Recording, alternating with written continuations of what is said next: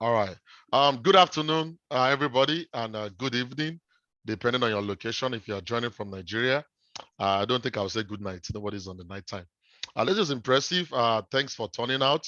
Uh, this makes me feel like Chidi is probably more popular than I am. So because there's more people than ever. So I know the guy is blushing.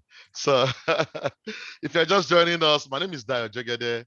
I am the host, and my wife is the co-host of the Blooming Edge webinar. If this is your first time joining us, please let us get to meet you. Let us give us your first name and your location so they can just give you a shout out. Also, you can type your email so that subsequently we can at least send you future invites. So you can put it on the chat.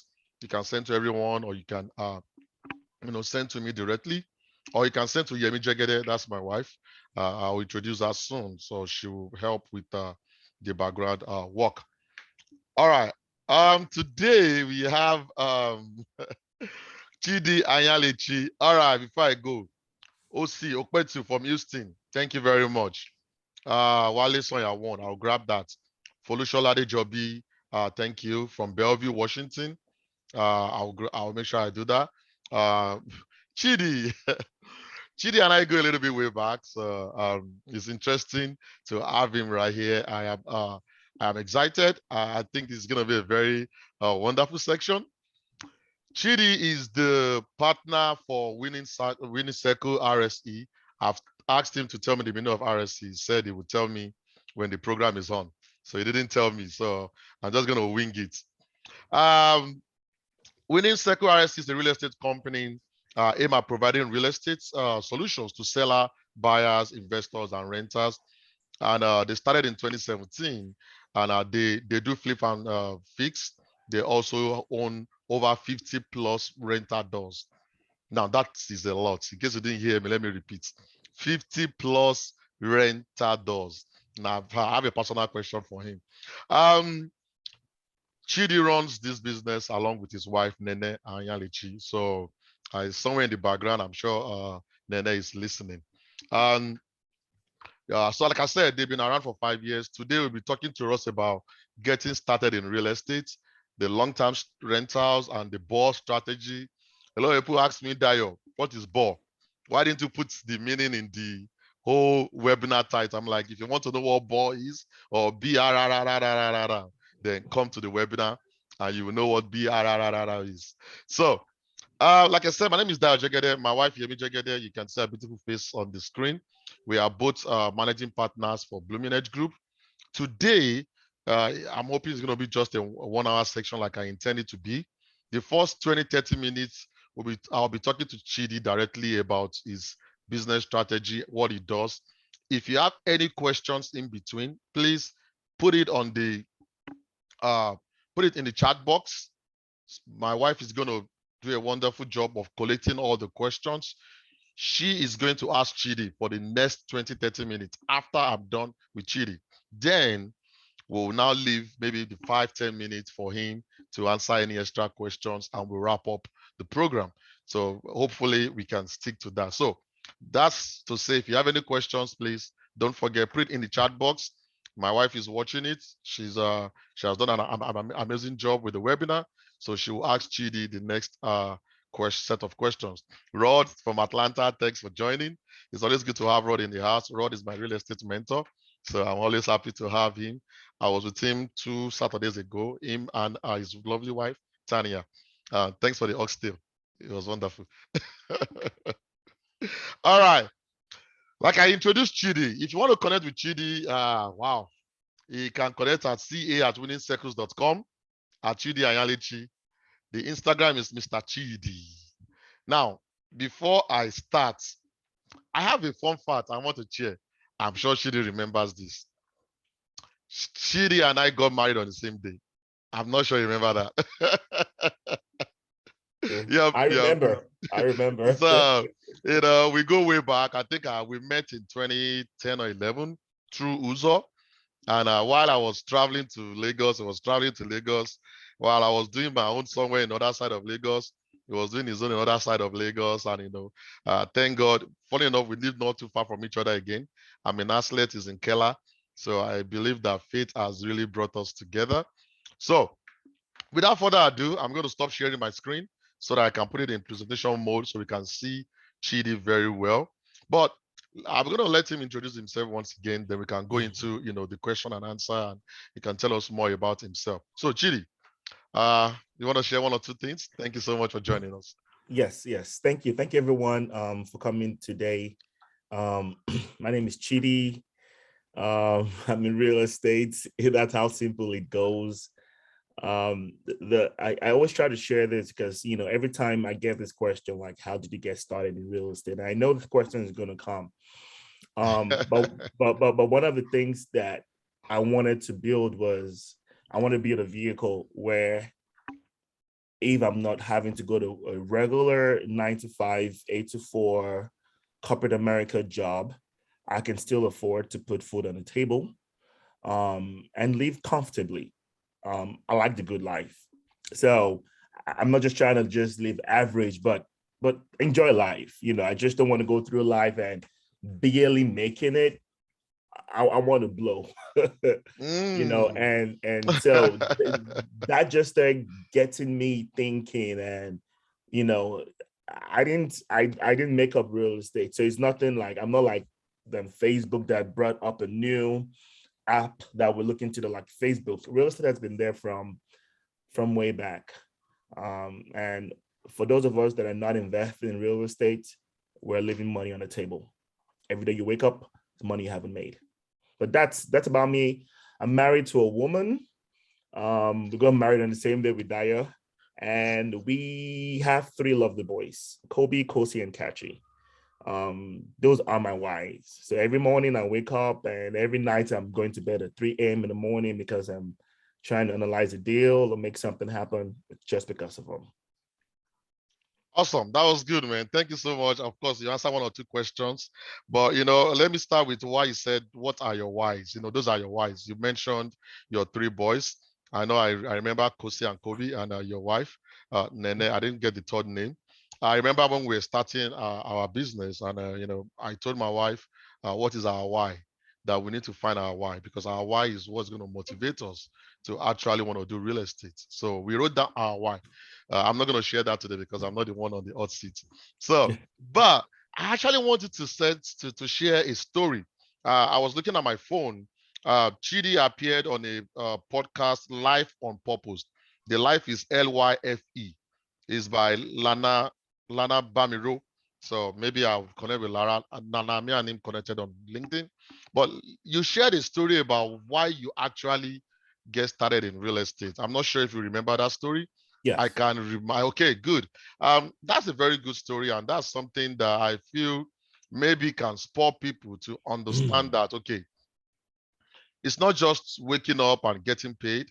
Why do I want to do real estate, and what is my reason? So if you don't mind, do you want to share that story again with us? I think it's very, very important for people to understand, why you are doing what you're doing right now. Hello, can you hear me? I think Chidi froze. Okay, good.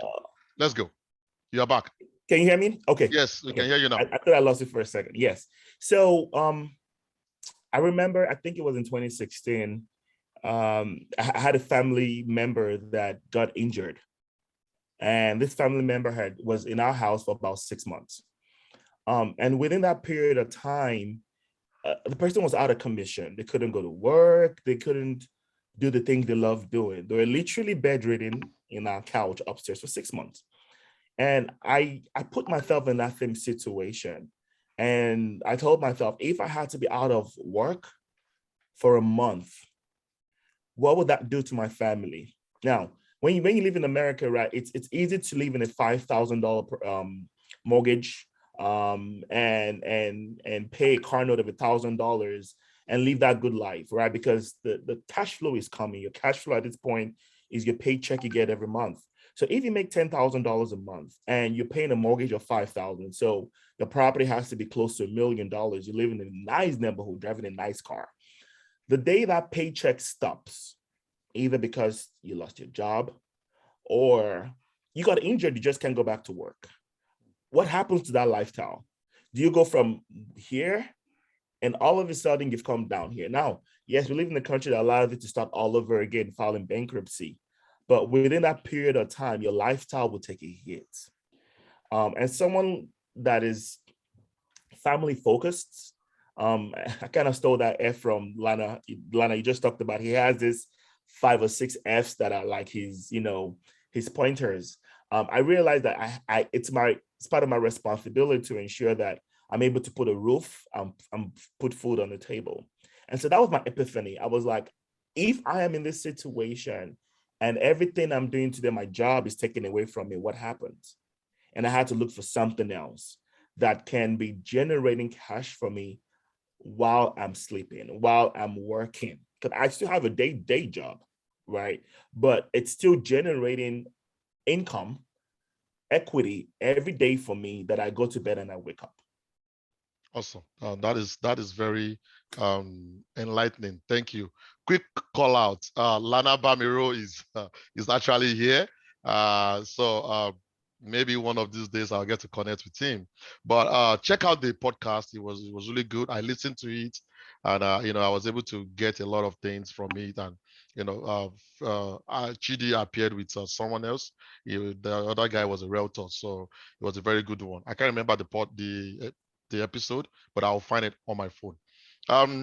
You just told me that you have a presentation to share, so I'll make sure that I'm fast so that we can actually, put everything together within an hour without, losing any thing. Tell us about your day job. You mentioned that, of course, you have a day job. Of course, you don't just make money and just put it in real estate. What is powering that real estate? Something has to power where you get the money, the W-2 that you're using to start your real estate. So tell us about your day job. What do you do on a normal day? Okay. My day job doesn't actually power my real estate. Oh, okay. All right. That's good. Not like me. Well, the caveat. So I started seeing my day job as security to get real estate. Good. I like that. So what that means is I'm an underwriter. So I'm a credit underwriter. So all of you guys, when you bought your house, that guy that you didn't like, or that woman that you didn't like, that asked you to bring all these documents and you got mad at us. You are the bad guy. We were just doing what the bank asks us to do. We have this list. We got to make sure that we check, because if we give a loan that you don't qualify for, not only is the bank liable, I'm liable too. And not only am I liable, the American economy is liable. Now, let me go back to 2007, 8, for those of us that were here at this point. Banks were giving out mortgages based on stated loans. Stated loan means that you call Bank of America and you're like, yo, I'm trying to buy a house, 123 Main Street. And your loan officer will ask you, how much do you make? Oh, I think I make about 15,000. And the loan officer will be like, oh, let's make that 20. They didn't get no documentation. Nothing was verified. So when stuff hit the fan and the economy was going bad, people that were working 2-3 jobs to pay that mortgage payment were losing that extra job. And so if I was making, say, 2,000 from 3 different sources, and my mortgage was maybe $4,000, as long as I go to work in those 3 different places, I can pay my mortgage. But if I lose one of them, there's no way I can pay that mortgage. So everybody's still walking out of their properties, because why will I keep on paying $3,000 when I cannot afford to feed my family? Yes. So now the bank got stricter in their underwriting guidelines in ensuring that every property that you buy, you truly qualify for it. So even when COVID was coming, people were like, well, with the housing market tank, are we going to see what happened 10 years ago? And I kept on saying it will never happen. I said never, in the sense that the banks have put things in place that, if we're going to qualify you that you're working 2 jobs, I need to say that you've worked these 2 jobs for 2 years. 2 years shows consistency. It shows history, and you're usually seeing that with people that work in the medical field, like nurses, they work in 2-3 different hospitals part-time. That makes sense, So I then first see my job as security, that if I need to apply for a mortgage to buy property and they need to see a W-2 income, I will qualify. But in my presentation, for those of us that either don't have a regular W-2 job and you're like, oh, I'm priced out, or this is not going to be possible, there other avenues that you can buy multiple properties without going through a W-2 underwriter that really asks you for everything under the sun of the earth. Thank you so much. Now, you've mentioned your presentation twice. I think I might probably allow you to go that route, because rather than asking you questions here and there, I was trying to build something, but I feel like your presentation might actually have a lot of stuff in it. So I'm going to let you do that. But before that, you mentioned you're an underwriter. Like I said, I didn't know you were the bad guy. So I think it will probably be good to bring you back here someday to just speak about underwriting, because it looks like there's just this guy or this lady at the back that just want me to buy a house. It looks like my loan is going well. Then they're like, the underwriter said, you're like, who the hell is this underwriter? The underwriter is always like this shady person. Nobody sees them. You're like the first underwriter I know in my life. Like, I am privileged to know you as an underwriter. I never knew. I mean, you don't go out to the bar, you don't go to meet friends, and anybody says I'm an underwriter. Those people don't mention their responsibility. They don't say anything they do in real life. So I'm happy to know you're an underwriter. At least if I have a loan, I can run it through you next time. Like, hey, Chidi, let me go through this document. Is he going to be approved? But sincerely, we'll probably bring you back so that you can talk about underwriting process and what are the pros and cons. Before you share your presentation, let me ask you this question. Mm-hmm. How long have you been in real estate, and what was your first deal? I got into real estate in 2016. My first deal was for the 766 Cockrell Avenue, Fort Worth, Texas, 76133. You never really forget your first deal. You never forget it. You never. I bought a property for $67,000. Oh, wow. Today is what, about 250 in 5+ years. Wow. So in 4 years, it almost tripled or quadrupled. Yeah. Wow, that is good. That is good. I was talking to a friend today. I said, I've never seen anybody that bought real estate and regret it, because it just keeps growing up. At least I think in the past, the pandemic and everything, I'm a witness. I've, made a little bit of extras compared to, what I would do on a normal day. All right. Like I said, there's so many things I wanted to ask you, but I think my questions can take back seats. I want people to know you better. So let's give you time to set up, share your presentation. Oh, you got it ready. Yeah. Investing in real estate. All right, I'll give you the microphone. Go ahead, sir. All right. Okay, so I feel like let me put together a presentation that would almost answer most of the questions people would have, and that would help in providing clarity. There are a lot of people that are shy in the background that will never ask questions, even if they need to know. But this will help.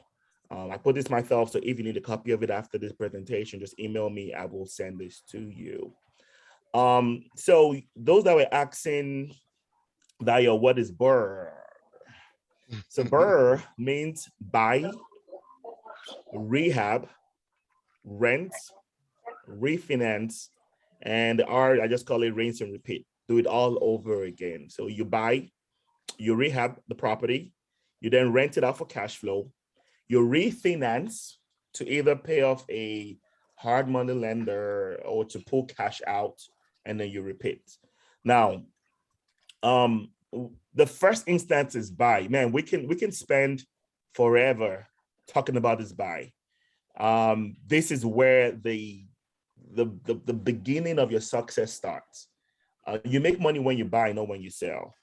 This means that if you buy right and you sell, you're going to make money, or you're renting it, you're going to make money. Now, that's why I have the first column. You want to buy right. That means that you're not overbuying or overpaying. You're not getting emotionally involved. Like, you don't walk into a property and say, oh, I like it. You don't like it. That's not your spouse. That's not a girl or a boy you're trying to talk to. This is investment. You got to check your emotion out of the door. Keep in mind that this is not a property you're gonna live in. So you don't get emotions. You don't say, oh, I like this neighborhood, or I like the floors. No, the question is, will this property make money for me? You don't buy based on future appreciation. Now, we know properties will appraise, but you don't use that as a metric in determining if this is the property I'm gonna buy or not. The key point is, will this property make money for me? If it would not make money for you, you walk away. Negative cash flow and equity, I mean, that's a no-no. Now, I'll talk about negative equity, negative cash flow for a second, because what that means is if I have one property and that one property is negative cash flow, that's a bad deal. But if you're sitting on 50, 60, 70 properties and you get into that one property and the cash flow is tight, because you're running a business, the total sum of all of your rental income at the end of the month has to be positive. So that's why you want to acquire as much properties as you can. So if one is expensive, costing you money, taking money out of your pocket, you're not impacted on it because you have a portfolio. Again, this buying we can spend forever because people will ask you, how can you find a good deal, right? How can you determine it's a good deal? But this webinar is just high level. Maybe subsequently, I don't know. I don't run any training or whatever, but there are tons of free information on YouTube. And I will tell you that I've paid for mentorship. I've paid, and I didn't pay. I think my first mentor cost me $15,000. And so you got to put in money sometimes to get actual data and information. But if you just take the time and you check on YouTube, there are tons of free information out there. All right. And the second, okay, so how do you buy? You got to open your eyes, right? What does that mean? It means that if you're driving in the neighborhood and you see a property that appears to be vacant, it appears that the weeds have overgrown. Some people are just dirty. So just seeing weeds and trash doesn't mean no one live there, right? But when I see those, I take down, like I used to have a book where I was always writing property addresses while I'm just driving around. I could be going anywhere and I would just see a property address. I would write it down, or I take a picture of my phone and the picture of the address and remind myself when I come back home to skip trace it. Now, technology had advanced that there's an app that when you take a picture of it on your phone, right there and then, it allows you to automatically send a mailer, a letter to the owner of that property. I think it's called Driving for Dollars. There's an app. I've never used it before, but I hear people talking about it. That way, they automatically get your letter saying we buy houses. For those of us that own houses, right? I'm sure you get these letters all the time. Hey, I want to buy your property. I want to buy this. I want to buy that. That's what we do as real estate investors. You're always looking for your own deal. When you can find your own deal, you can control the price you can offer the buyer. But when you have a third party involved, you got to pay wholesale fees, you got to pay a realtor commission, depending on how you find it. So you want to open your eyes. You want to have a knack for finding deals just when you're driving around. You also want to tell people, when I started initially, I was this close in wrapping my car with these we buy houses signs. Because I wanted everyone wherever I go to know that Chidi buys houses. So if you know someone that's trying to know someone and know someone that's trying to sell their house, you want to call me first. I never got to do it, but you just want to put word of mouth, have flyers, print out a complimentary card that calls yourself a professional home buyer. And when people ask you what you do, I buy houses. That's all you do. That way it sticks in their head, and something can happen 5 years. You're sowing a seed. You have no idea. 5 years down the road, they might remember that, oh yeah, they'll call you, do you still buy houses? Oh yes, I do. And you could get that deal. 2, you want to connect with wholesalers. Someone asked me the other day, who are wholesalers? What do they do? Wholesalers are regular people that have the ability to market and find properties. Not everyone can do it. I've tried to do it. I've done bandit signs. Bandit signs are the signs you place on the road that you say, hey, we buy houses, call this number. I've done that. The next morning, the city ripped everything up. I've gone door knocking where I had a list of people going through foreclosures, and I literally went to their house and knocked on their door, a black guy knocking on people's doors. So suffice to say, after a week, I stopped because I was a threat to people, right? I've tried to hire people of other race, that we're more accommodating if someone walks up to your door to converse with you. I've done everything. But I realized that there are people that just have a great marketing skill and they know how to find these deals. Now, they just want to find it. They don't want to buy it. So what they do is they will put that property on the contract. Now, every contract is assignable.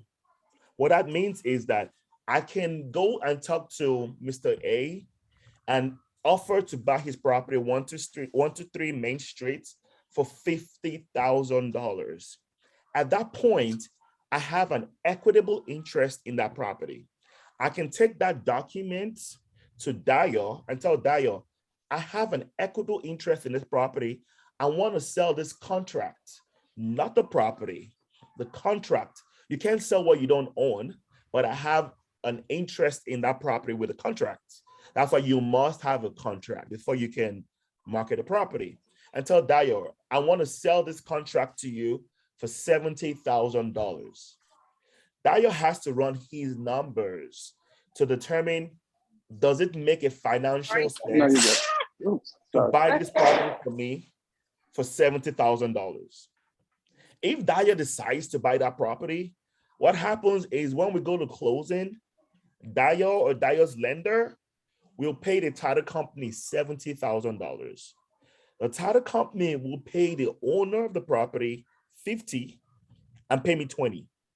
It is legal as long as you don't market the property. Like, so when I'm going to market that property, I'm not going to say I want to sell 123 Main Street. No, I'm only going to let Dio know that I have an equitable interest. So Dio knows that I don't own the property. He knows it. He's only going to buy the paper. Now the question is, does the seller have to know? Not necessarily. As long as the seller knows they have a contract to get $50,000 at closing. As long as I meet that obligation of $50,000, we're golden. So because wholesalers are able to find deals, you want to be able to network with them. You want to get on their list. If you want to join so many Facebook groups where they are, and you'll see a wholesaler that just goes through a new mentor, right? They will come on these groups and say, hey, I'm a wholesaler. I'm building a cash buyers list. And they'll be like, oh, if you're a cash buyer, give me your email address. Give them your email address. You are a cash buyer. I'm going to let you know in this presentation what qualifies you to be a cash buyer. But I get over 100 emails. No, I get over 200 emails a day from different wholesalers. So I'm skipping through my email every day. But then what I'm able to now determine a bad deal from a good deal just from seeing it. I don't have to walk the property. I know the areas I want to buy. I know the equity I'm looking for, but I'm on everybody's list. So usually they'll ask me, what are your buying criteria? I'm like, I have none. I buy everything because I don't want to lose out. I could say, oh, I only buy duplexes, but what if there's this slam dunk single family property that comes in? If they have me only buying duplexes, I will not get that list for a single family. So I'm on so I get everything, commercial, apartment, everything. I get everything, but I then determine what to pull the trigger on. So you want to create a relationship with wholesalers. You want to network with other real estate investors. This is huge. Why? Because Dyer could have gotten that deal for 70 from me, and down the road, something happened, right? He's not able to buy that property. He's going to call Lano. Hey, Lano, I know you buy properties too. I don't want to make money, or if you don't mind, you could give me $5,000. I don't know, but I have this deal, but I'm overwhelmed right now. I have too many deals I'm working on. Do you want this? Lano will run his numbers. Does it make sense for me to buy that 75? If it makes sense, Lano's lender will pay $85,000 to the title company. They will cut a check for $50,000 to the title company. Give me 20, and Dyer have made $5,000 only because he knows that I sell real estate, and that's how we were able to network. So you always want to, I remember prior to COVID, I went to every real estate meeting I heard about. I was going Monday, Tuesday, Wednesday, Thursday sometimes, I was going to all these meetings, and I'm an introvert. So I'm not the one to walk into a room and try to conversate, right? But I'm sitting in my little corner and I'm soaking in data. I'm looking for the people that appears to be game changers and are doing big things. And after the event, I'm walking up to them to talk to them. I'm trying to ask them, again, there's always that thing where you say, hey, a penny for your thoughts, or can I take you out to lunch? You know, a seasoned and an experienced real estate investor is not going to waste their time, right?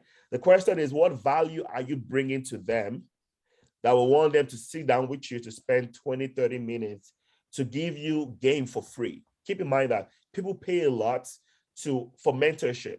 So if you just email someone, hey, I know you're a real estate investor, can you pick your brain? Unless you're very good friends with that person, if you're not, they will only get to it when you're comfortable. But if you tell them that, hey, I'm a wholesaler, even if you're just starting in the game, can I get on your can I get your email address? That way, when I find deals, I can pitch those deals to you firsthand before I reach out to every other person. Now, every experienced real estate investor really doesn't have the time to do marketing. They don't mind paying you a wholesale fee. That way they can concentrate on just either flipping or long-term rentals. Because I brought value to this investor to say, hey, I can bring deals for you to buy. He can spend time in giving me valuable information. That's how to network. But just don't randomly hit up random people to say, hey, can you help me? Try to bring value to them. Unless you're friends with them, that's fine. No problem with that. But on a larger scale, look for value that you're bringing to the table. Join a lot of Facebook groups. There are tons of them. Some of them want to vet you before you join their groups, but join. Just look for them. If you go on Facebook right now, wherever you are, and you type real estate investors, it's going to pull up more than 20 groups wherever you live in. And then this is big play, building relationship with brokers. Brokers are the ones that find these deals first off, and it's usually a large capacity, like more than one door. It could be 20, 30, 50 apartment complexes. There's something called pocket listings, right? So pocket listings are from back in the day. Brokers actually on their jacket, they have a list of their favorite buyers on their breast pocket. And when the deal comes in, they literally pull out this rumpled paper and send these deals to their preferred buyers list. For those of us that go to LoopNet to look for deals, every deal that the broker is not able to sell to his preferred investors goes to LoopNet. So it's hard for you to find a real good deal there. But you want to build relationship. That way, a deal comes in, you're getting it first. That's how you buy, and you're buying it right. Let's go quickly. Rehab. So the first R in BRRRR is, I find a deal that everyone walked away because it's trashy, it's beat up, it's messed up. There are holes in the wall. There's no floor. I have a friend called Nee. Nee is like I call him Ninja, right? I'm scared to go into these properties. It doesn't matter where I am. I've had Nee go to Cleburne. Cleburne is like 2.5 hours from where I live in Keller to go look at one of his properties. He fears no one. I'm a scary cat. I'm even scared of cats. He will go in. But these are properties that people walk away from because they're trashy. But you have to be able to identify the diamond in the rough. Like, I see this property, no one wants to mess with it because it appears to be a lot of work, but you're able to determine, okay, I'm not overwhelmed with the work that has to get done. And let me tell you why you don't get overwhelmed. If I buy a property that looks okay, only needs cosmetic repairs, right? And I determine that I have to paint and replace the flooring, the same cost is going to take you to replace the whole flooring is the same cost it will take you to replace the flooring of a property that had holes in them. I'll say that again. If I walk into a property that the floor is old, but it's beat up, but it's okay, it's not bad, but I want to get top value for it, and I know I got to replace the floor, it's gonna be the same cost to rip up the floor and replace it versus a house that did not even have any floor to begin with. But as an investor, when you look at that property that has no floor, you walk away, oh man, this has no floor, I can't even mess with it.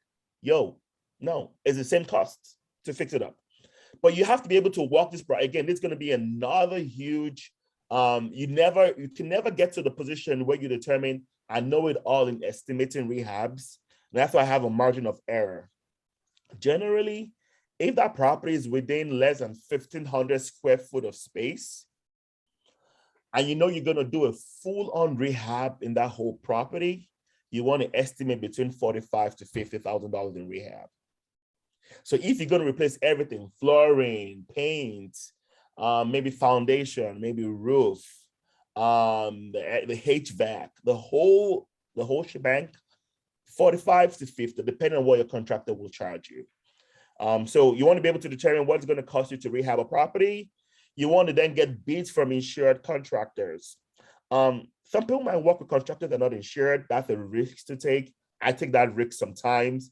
But what that means is if you have if while the contractor is working, there is an accident there, they could sue you, and then you're liable for some cost. But if they have insurance, they could make a claim on their insurance. Don't go with the lowest, go with the best. The best could mean different things. It could mean that he's reliable. It could mean that he's always going to show up. I've had contractors that you pay them during the cost of the job and they bail on you. Or you have to micromanage them. Like they may not come to work every day, and you don't even know if they're working there or not. You have to make sure that whoever you're hiring is going to be there every day and they're working.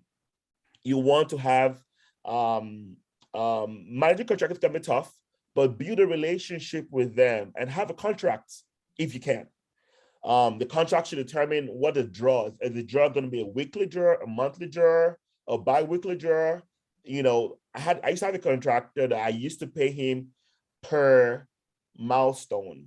So if he charges me $2,500 to rehab the bathroom, I don't pay him until he's completely done with the bathroom. And then we go to the floor. Once he's done with the floor, I pay him. Once he's done with the painting, I pay him.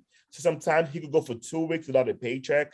But then when he gets a big pay, when he gets completed with a milestone, he gets a big paycheck. The guy that I work with right now, I pay him per day for the job that he does. But that's because he's been consistent. I've been with him for over close to about 2 years now, and we have a relationship. So I keep him busy every day. Every day there's something he's doing. In the long run, it's cheaper for me because he works for me every day now, Monday through Saturday. He's off on Sundays. But because of the relationship I have with him, it's cheaper now for me. And ask for referrals. You could hit me up. Hey, Chidi, I'm trying to fix a roof. Do you know any roof contractor? I have a few. I will push them your way. And I'm only going to push guys that I trust, not the guys that have gone with my money before. That's the value in networking. And keep your contractor busy as much as you can. And that's why you want to keep it going. Because if you keep him busy, then even if someone calls you for another job, he's going to decline that offer because he knows that once he's done with this project, you have another one on the way for him. And then pay them. Don't owe them. Don't try to nickel and dime them. Pay them as agreed. Contractors can put a lien on your property if you don't pay them. All right. So now the second R is the rent. Remember, BRRRR, buy, rehab. Now, while the rehab is going on, just when you're about to finish the rehab, you want to market this property. You can market it on Facebook Marketplace. I found a lot of success with there, but then it comes with a mixed crowd. If you go to Zillow makes you pay, but then I find that on that platform, you find a better mix of tenants. So you can market wherever you want to market, but start marketing that property. Keep emotions out of it. Don't rent to your best friends. Don't rent to to someone that just says, hey, I promise you I'll pay you, but they can't show that they can pay the rent. This is why banks hire underwriters. You got to underwrite your tenants. You got to qualify them, or you're going to deal with lots of evictions. This year alone, I've had to send about 3 or 4 people evictions, and it's time consuming. Sometimes you have to go to court. Sometimes it's done via Zoom. It is not fun. So keep emotions out of it. I'm sorry, they could be crying. They could say, oh, I'm about to get homeless or whatever. Unless you're running a charity or organization, that's okay. But if this is business and you know that every month Your bank is not going to care what's going on with you. They're going to require you to pay your mortgage. You have to put that same responsibility on your tenants. Run a background check, employment. Yo, I've seen fake. I was sharing with one group I'm in how they skillfully gave me a fake pay stub. Unfortunately for them, I look at more than 10 pay stubs a day in my day job. So I can tell a fake pay stub just at first glance.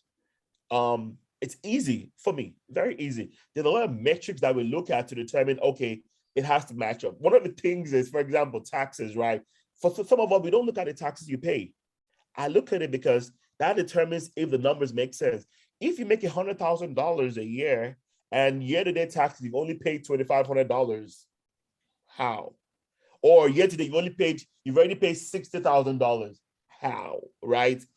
However, there's a website called Paycheck Now that you can put in your base pay and it will tell you what the year-to-date taxes will be. They do it, they go there and they fabulate it. But by the time they transcribe that number into their pay stub, you'll see changes and markings in there. I've asked for bank statement one time to verify deposit. They gave me a fake bank statement. So you're going to see everything, right? Try as much as possible to do due diligence. If this one slips through the cracks, just chalk it up to an error you made. And if they're making their payment on time, you're fine. If not, evict them the moment they miss their payment. Rent is due on the 1st. You could give them a 3-day grace period or a 5-day grace period. By the 6th day or the 4th day, you want to send them a 3-day notice to evict if they don't pay. This is serious business. Yeah, look for red flags. And rent is due, deposit on rent is due when the lease is signed. If for whatever reason they're not able to come up with their deposit or they're giving you stories, it might be a red flag, it might not be a red flag. You could look at their pay stub and you could say, oh, I get paid next 2 weeks. Are you okay with that? Sometimes, make that decision yourself. But it all depends on credit is good, right? No background. You can give that leeway, but you got to make sure that you receive your deposit and rent. Now, rent is a little bit expensive now, right? My average rent in DFW is $1,350. Well, no, I have one that is $950, but that's because they've been there for 4 years. I don't see the need to increase the rent. But average rent right now for a 2-bedroom is $1,350. So coming up with over $2,700 for people that make between $15 to $20 an hour can be pricey. So I get it. All right, and then remember, this is your cash flow. If you don't pay on time, it would impact your cash flow. So make sure that your tenants are good, well qualified. And then this is the refinance piece. This is where people get scared about, right? Why are you going to refinance? I'm going to say this quickly because in the next 2 or 3 slides, we're going to come back to this. Before you can get into a property, you ask yourself this question: how can I afford this property? How can I buy it, right? There are hard money lenders that would lend you up to 70% of the after repair value of that property. Now, because you took a hard money to buy that property, you have to refinance out of that hard money into a stable 30-year or 15-year product, depending on how aggressive you want to get. Because this hard money lender is charging maybe 10%, 12%, and the term is for 6 to 12 months. So you got to get out of the hard money real quickly. So you want to start shopping for a lender. Now, rates are a little bit high now. You're seeing in the highs, 5s. Before we're getting up to 3.7, 3.8, and low 4s, right? But now we're in high 5s. So this impacts your cash flow. So shop for lenders. I talked about how initially how you could get refinancing or get approval from a conventional lending, which is what I do. They are non-conventional lending that don't care about your income. They don't care about what you do or how much you make. They only care about the cash flow coming from that property. It's called Dscr Loans. Dscr Loans. Tons of lenders offer it today. What that means is if the rent is $1,000, as long as the mortgage is $1,000 or less, you'll get qualified for that mortgage. I'll say that again. So even if you're making zero cash flow, the bank is fine with that. If the rent is $1,000, As long as the mortgage is $1,000 or less, you can get qualified for it. That's easy peasy. Don't joke with your credit. They will pull your credit, and the better your credit score, the better the interest rate you get. Fix your credits if you want to be in this business. If you have collections, pay them off. I had a friend that was trying to buy an item, and he had problem qualifying for it. And so I put it on my credit. He bought the item. I should never have done this, but I was trying to help him out. I put it on my credit. And every month, I had to remind this guy to make the payment every month. Every month. And one time, I think it was about $2,000 that was left. I just paid it off because I felt that I'm going to forget one day, and that $2,000 is going to ruin what I'm doing today. And so I paid off. Now I would never do it again for anybody else. So guard your credits. And then depending on how you got into transaction, you can do a rate term refinance. The rate term refinance just means that you're only paying off the hard money lender. But if you got it really low, you can get cash out. And when you get cash out, it means that I could have put in $10,000 when I was buying this property. And by the time I do a cash out refinance, I might be getting more than that $10,000. What that means is I own the property, I'm cash flowing on that property with zero of my money in that transaction. I don't know what else you can do that can give that kind of cash flow. That's infinity. Zero investments. And even if you're making $1 cash flow every month, that's huge. All right, time is going. Let's see how we can move quickly. And then rinse and repeat. You've done the whole flow, you've bought it, you've fixed it up, you've rented it, you've refinanced it, and then you want to do it all over again. You don't want to stop at this point. Replicate the strategy all over again. It's always going to be, and you don't have to wait until the end. Because you're an investor, you want to keep it moving. And then while you're still in it, you want to start looking for other deals to come in. Every deal will give you challenges, but it's okay. It's not just because I said it is easy, but you're going to always have issues on the way. Repetition leads to mastery. It gives you quick credibility. It allows you to build more relationship with your lender because they see repeat business. They'll give you a lower rate. Your contractor will charge you less. Your wholesaler, your source, will keep deals coming your way because you're buying. And at the end of the day, you're in a better position. What are the advantages?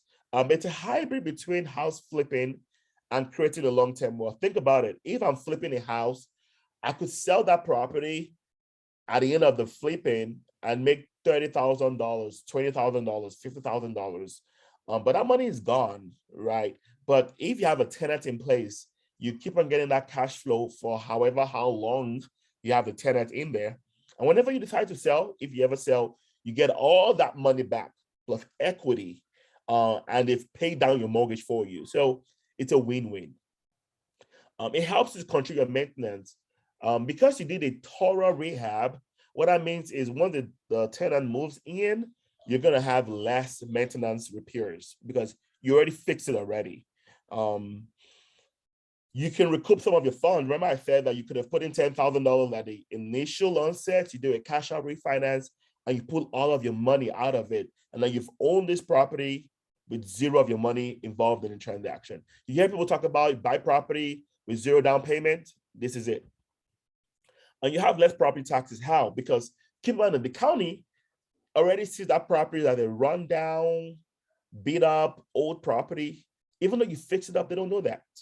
So for the next 2 to 3 years, if not more, you're paying reduced taxes because they're valuing the property at maybe $100,000, but because you fix it up, is worth $250,000, and they're still charging you taxes on the old taxes. It's not your job to say, "Hey, tax people, I'm paying tax less here. Charge me more." No, but of course, with time, the tax will come up and cost you more. This is not a one-hit wonder. That's why you want to keep on replicating the process over and over again. I started with 1 in 2016. Right now, I know Dio said 50. We're at 72 in the space of, so we were able to get 22, 23 between when I spoke to Dio about 2 weeks ago, 3 weeks ago. I'll We're drink to closing on that. 21, 22 on the 1st of April, God willing. But we started with 1, and we've been able to replicate this, and this is where we are right now. And then of course, lower fees because you have repeat business. Not only lower fees with your lender, but with your contractors, I mean, it just keeps people say, oh, they see, you have a deal coming in through now. Because they see it coming over and over and over again. If the bank was charging you 3 points before, now they want to charge you 1.5 or 2 points because you've been doing business with them. And then you're working with equity and cash flow. It's a win-win business. So lending, that's another question. How can I get financed? How can I get started? Hard money lenders will lend between 70 to 75% of the ARV. Or you can look for private money. Right now, I'm shopping for private money. Private money means that Dio could have $300,000 sitting somewhere. I'm like, yo, I'm about to get into a deal. I need 200,000. I can pay you 10% interest in 6 months. Let's do this deal. Dio will figure out the stock market is not going to give him that 10%, depending on what you invest in, and he'll give it to me because it's real estate. And then I pay him back, whenever I refinance at the end of the deal. ARV means after repair value. Now that's another training on how do you determine the true value of a property. But that's something you got to know. So let's review this real quickly, guys. Say we find a property called 123 Main Street. And I determine is what 200 because the time I'm not going to be able to go into the tools that I use to determine this. Maybe this might be in a second part 2, if that happens. But if it's what $200,000, the rehab is 30 because I worked the property. I've determined what it's going to cost me to fix it up. I already know what my contractor is going to charge me. The question is, how much do I offer to buy this property? I'm going to stop here because I've been talking for 25 minutes. And can somebody tell me how much should I offer to buy this property? The veterans in the house or anyone that wants to take a stab at it, how much should you offer to buy this property? Hey, Chidi, this is Femi. Hey, bro. Hello, Femi. How much did you say the house was? It's worth 200,000. What 200,000? Yes, sir. The rehab is $30,000. How much should I buy this property for? 180,000. I would say 160. Okay. Who said 180? It's me. My name is Abiodun. Hey, Abiodun. Okay. So if I buy for 180 and I spend 30,000 to fix it up, I'm at 210. Oh yeah, that's true. Is what 200? I already have 10,000 negative equity. Hey, Chidi. Yeah. So you take out the what do you call it? The fund for the rehab out of the total value, and you pay what's left of it. So, for example, if you're going to rehab for like 30,000, then you pay 130,000 if the property is worth 200,000. This is Matthew actually. So I offer 170. I buy for 170. I put in 30,000 of work into it. That's 200. Why did I not just go to the MLS and buy all the deals on the MLS for 200? Why do I have to stress myself with rehabbing? All right, Chidi, no, don't talk. No, you are the experienced guy. Hey, Chidi, we have 110, 170, 100, 1K, 90, 140. So we have a lot of numbers out there. Okay, go ahead, please. Yeah, I'll offer Chidi. I'll offer 150. 150. How do you get 150? That's even me being generous. How do you get 150? Because I'll have to factor in the rehab cost and everything, and they have to have a good deal. Okay, so you're fine with $20,000 equity in the property, correct? That's right. Yeah. Okay. All right. Yeah. You said you're making that money from buying the property. Yeah. That was what we started the discussion with. That yes. You're ready when you buy the property, not when you sell. Okay. Hey guys, I know we said that we want to go to 2 o'clock. I'm fine going through 2:30. Are we okay with this? Because this is good stuff. For the interest of go ahead. So hold on, please. For the interest of Q&A, I've found out that we also get a lot of value when people ask questions and they have their questions answered. That is one. 2, I have a date by 3 o'clock, so we cannot exceed too much. I have a fine girl to take out on the date. Okay. The date is more important right now. Yeah. So let's move fast right here. So what's the good stopping point, guys? What are the good stopping points? Well, finish the presentation. 2:30 should be okay. Okay.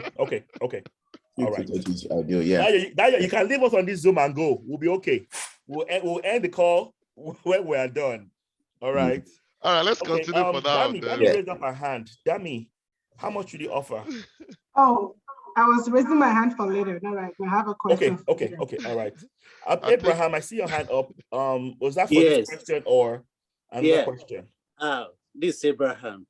Yeah. Now, if I have to borrow money and pay 7 to 75% interest or something like that, there's no way I will offer anything above 100,000. Okay. All right, good stuff. Hi, Chidi. Can I answer that? I did. This is OC. Hi. I couldn't find a way to raise my hand. Yes, my brother.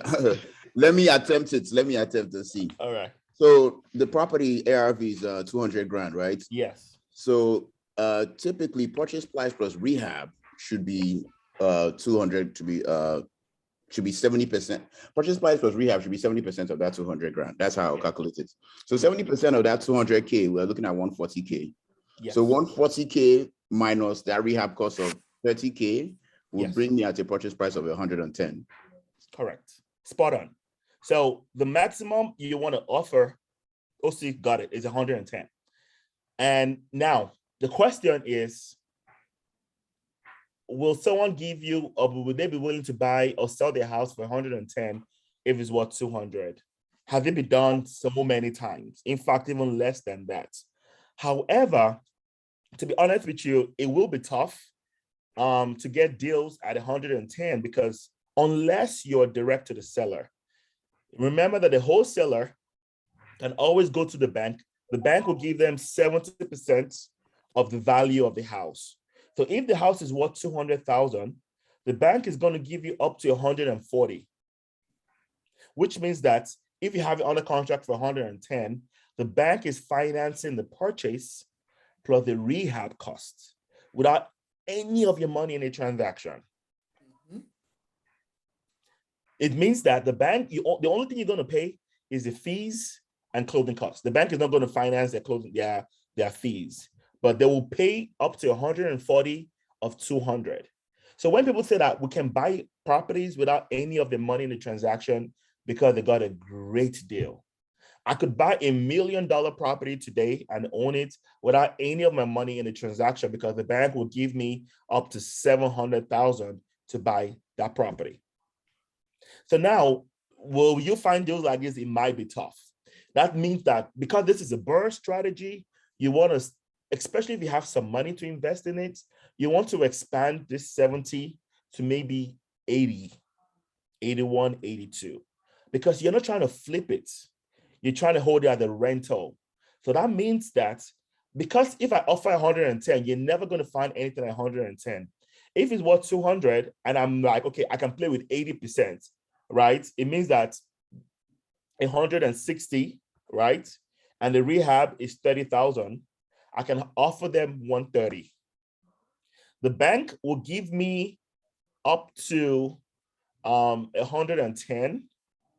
But that means I have to bring that extra $20,000 to the table for closing. Does that make sense? So if you only remain in that 70% all the time without any of your money in the transaction, you might find deals. It might be tough, to be honest. All the gurus will tell you, yeah, keep it at 70%, keep it at 75%. They will tell you that, but you will end up not finding deals. But if you have 10,000 to spare, increase from 75% to 80% so that wherever the lender stops, you can pay that difference. And because it's the BRRRR strategy, like Sean said, he's fine being all in at 180, right? Having 20% equity. 20% equity means that he's all in at 90%, not even the 80 I'm talking about. He's aggressive, but he's cash flowing. So this property worth 200 today, right? He's making maybe $200, $300 cash flow every month. In 5 years is worth 250, right? And he's still making his 200 or 250 every month. And what will be his cash on cash return for the mathematicians in the house, right? Cash flow of 200,000 a month times 12. So every month he's making 2,400. If he invested 20,000 in a transaction, he's making a 12% return on his cash. That's a great deal in a year. So your maximum allowable offer all depends on the money in your bank. If you don't have anything to invest in there, you want to have a hard stop of, I cannot go past 75%. And you might find one deal every 6 months. It might be tough, but at least, when you find that one deal, maybe by the time you now refinance and pull money out, then you can now use that money and now buy more transactions. All right. So that's the math that I have on here. The ARV times the 70 or 75%. Today, you can go as high as 80%, to be honest, if you need to find deals, minus your rehab costs. Of course, this depends on the cash you have and your exit strategy. If this is a flip, do not go more than 75% or 80. Now, if it's a flip that is what, over 500,000, 600,000, that's okay. Because if you make 10% on 500,000, that's 50,000. But if you make 10% on 200,000, that's 20,000, and that 20,000 will eat into your realtor fees that you pay when you're closing, and other things that you do not estimate in your rehab. So, but this is only BRRRR. That's why I'm okay going as high as even 85 or 90. 90 is a stretch, but I might do 90 if the cash flow is there. All right, guys, take action. Okay. Analysis is what kills most of us. We never get up to stop doing anything because we're running numbers and scenarios. Take action. This will not get you rich overnight. Real estate will humble you both ways. It will humble you by the time you look at your net worth and realize that, whoa, I slept, and in 2 years, I woke up a millionaire in my net equity.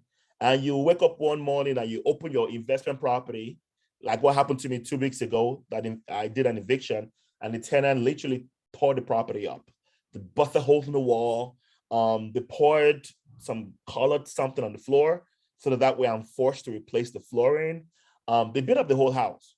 But to be honest, I didn't lose sleep. I would have lost sleep 4 years ago when I started. I just called my contractor. I'm like, yo, this is the next project to get on. I will get it done. We already have a tenant that has paid to move in, even how trashy it looks. They paid their deposit already. They're paying their rent next week.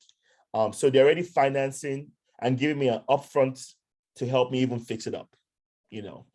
It's painful because that's a loss. At least it's going to cost me at least $7,000 to $10,000 to fix it up.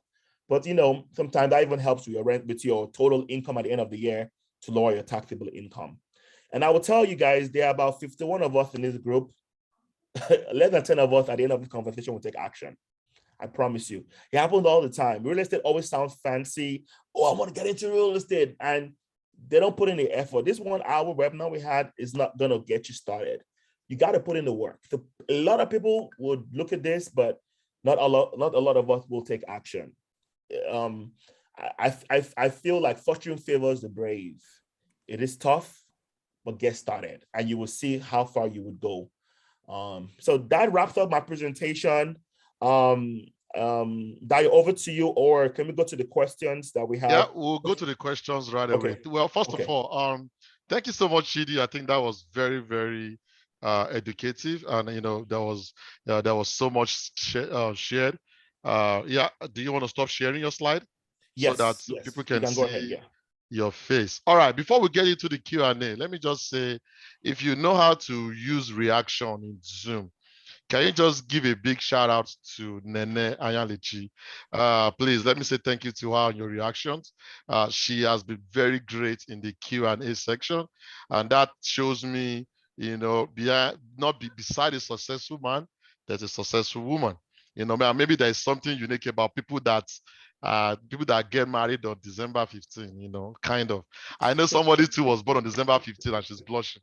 So, Nene has done a fantastic job. Right as Chidi was speaking, she was answering almost all the questions. So thank you so much, Nene. I know you are behind there with your iPhone, because I saw Nene at iPhone. So, all right. For the Q&A, over to my wife. Like I said, our wife has been doing a wonderful job. I'm going to hand over to her. She's going to lead the Q&A section before we wrap things. So I have 1 or 2 more questions for Chidi. Personally, I would have loved to personalize it to myself. I have tons of questions, but I think I'll leave it for our coffee dates where we can just rub minds. All right, over to you, my wife. You can take over the Q&A. Okay, sure. Thank you. Once again, thank you, Nene. I saw you answering some of the questions. And when I'm done reading the questions, I got about 6 questions.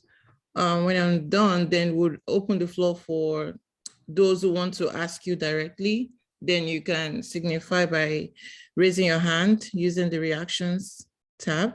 So first question, that was sent to my DM, says, how do you get into commercial real estate with high leverage? So the question is in 2 parts. That's the first part. The second part is, apart from multifamily, what other asset classes would you recommend? So I haven't gotten into apartment investments. I want to, and that's my goal, but that's a different play. Now, from the research I've done, they will tell you don't want to buy in a class A, because class A can hardly cash flow. Those are the people that hedge funds are buying into. That's like your luxury homes. People generally buy into class C and try to renovate it to be in the class B neighborhood or class B amenities. But the most cash flow you will get is from your class C. For those who wonder what class A, B, and C, you can look it up online. Class C are like your average people, right? These are people that probably earn between $35,000 to maybe $65,000 a year. Now, in my rental investments, those are the people that I target.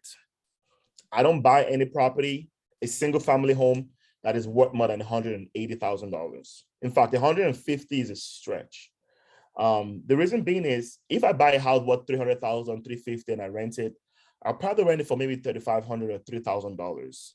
Whoever that can afford $3,000, more often than not, is only saving to buy their own house. And in 2-3 years, they're out, they're gone. The group between, unfortunately, that make between 35 to 45, 50, may never be able to, unless they, invest in themselves out of where they are right now, will remain in that group for a long time. And they're paying rent of between $900 to $1,600 to, from $900 to $2,000. That group will always be there. So that's who I target. And that's the value of home I target too. That the neighborhood I target also. Now you'd also, with them, you have a lower qualification because some of them would have a record.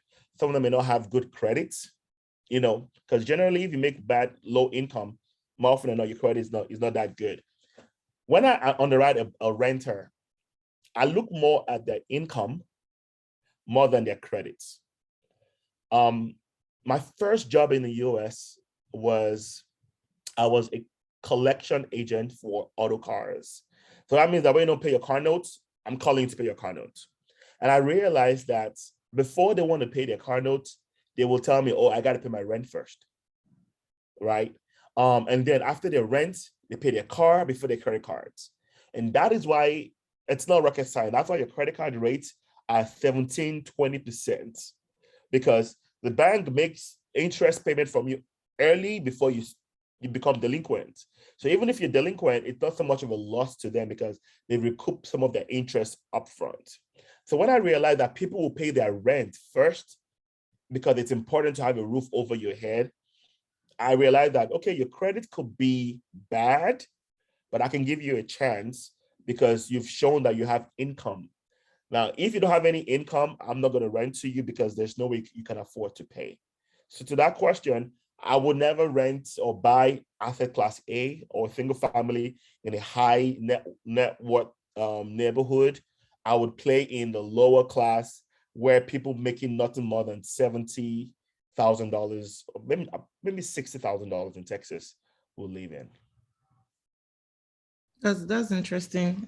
One of the podcasts I was listening to recently, they said buy a class B property. No, was it class C property in a class B area and rent to class A tenants, something like that. Yeah. And it's tough because class A tenant, they know what they're looking for.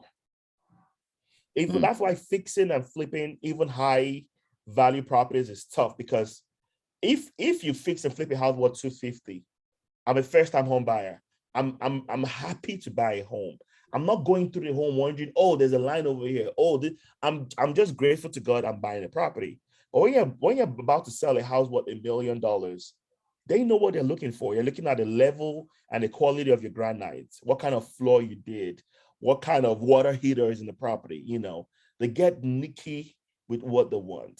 The other group are only excited and grateful to God that they're no longer renting but buying. So it's tough playing in class A people. Yeah. Right. Okay, next question from Sean I know said, can we rent to family? No, and no. Honestly, I would rather give you $5,000 to go rent from someone and pay your deposit and rent, and you deal with that, versus every month, because it always ends in premium tiers.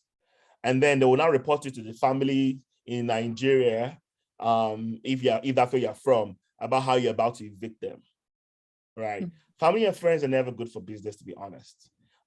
You would expect that they will patronize, but you realize that, you know, even when they're asking for a discount, right? They're asking for, I mean, how are you going to go to courts unless you watch Judge Judy? I watch it all the time, and you will see a mother suing her son, right?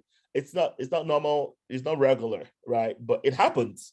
But I would rather stay away from even friends and just play with someone that, because it's a bank transaction. It is a bank transaction. For example, I will tell you this, even in the bank, if Lana, my friend, is applying for a mortgage and it comes into my bank and the bank knows that I have a relationship with Lana, I'm not able to underwrite his loan. They want a third party, a disinterested party, someone that will not try to be lenient.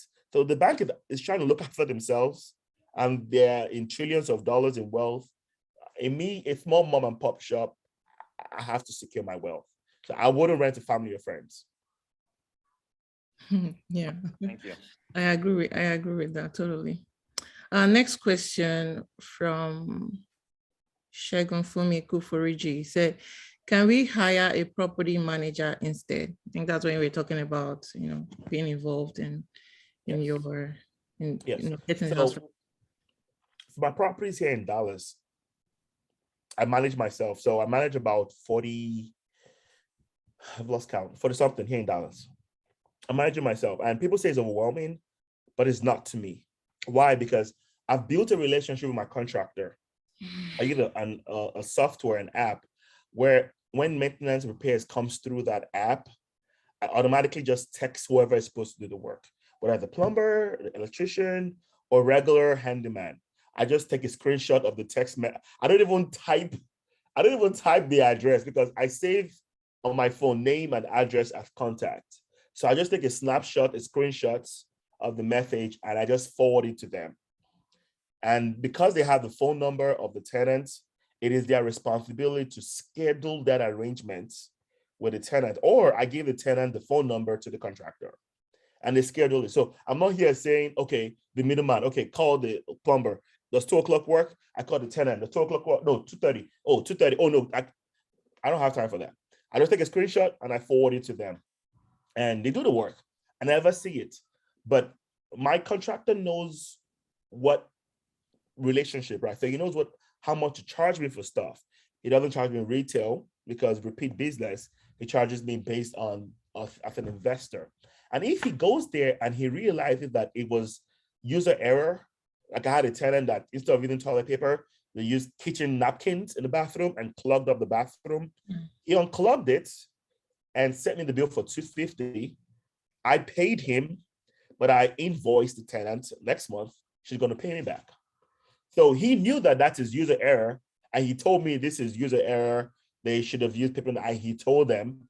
So it didn't come as a shocker to them when they've not replied my message, but they know they're going to pay for it. So I properly manage myself, and that's because I wanted to learn the trade, right? I want to be able to conversate. That way, whenever I decide to then give it out to a property manager, they cannot BS me. They can't tell me what I don't know, because I've been doing it for 4+ years now. But again, when I'm beginning to move out from actively involved, I will stop managing. Now the other ones are out of town. So I was even going to take the risk of managing myself, but I decided to step back and just allow them to manage it. Because I think there's some value in it for my sanity. Because it might be tough trying to collect. The major thing is collecting rent. You know, even though there's all these electronic platforms set up, sometimes they send through Zelle, Cash App, Venmo, that I have to reconcile who has paid and who has not paid, even with the 40 that I have on here.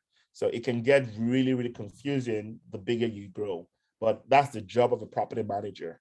But you want to vet your property manager, because some of them, because they don't own the property, they can be disconnected from your property. So vet them and make sure that they are the right person, the right manager for your business. Thanks for the answer, Chidi.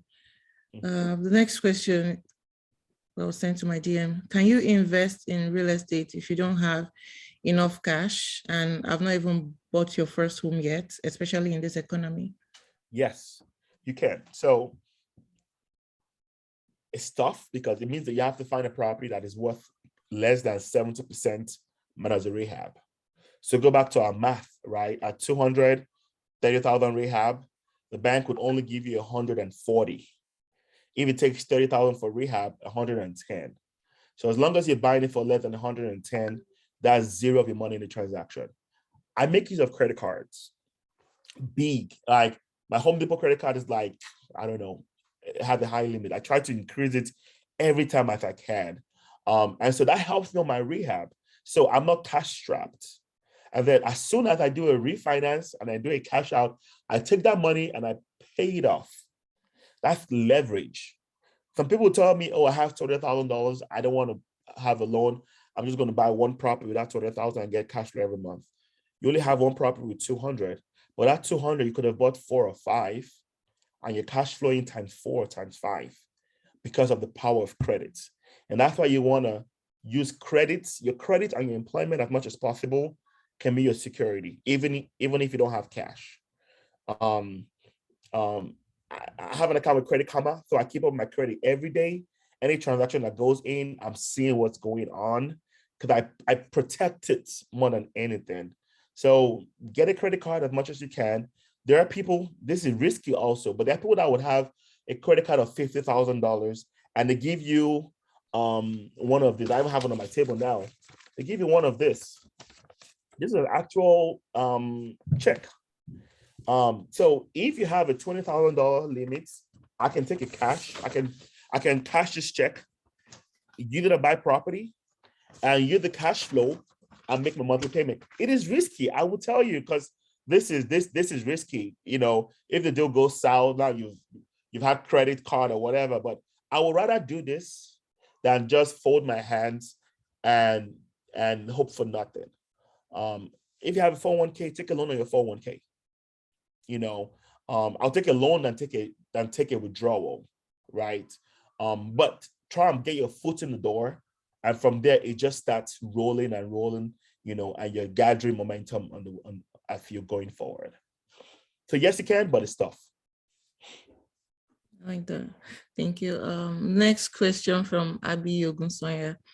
He said, for property taxes, won't the county know of the rehab process since permits need to be pulled? Yes or no. There are some counties that do not require permits. If you're in Dallas and you're going to rehab in River Oaks and White Settlement, they require a permit to be pulled for that. But if you're in every other city in Dallas, they don't.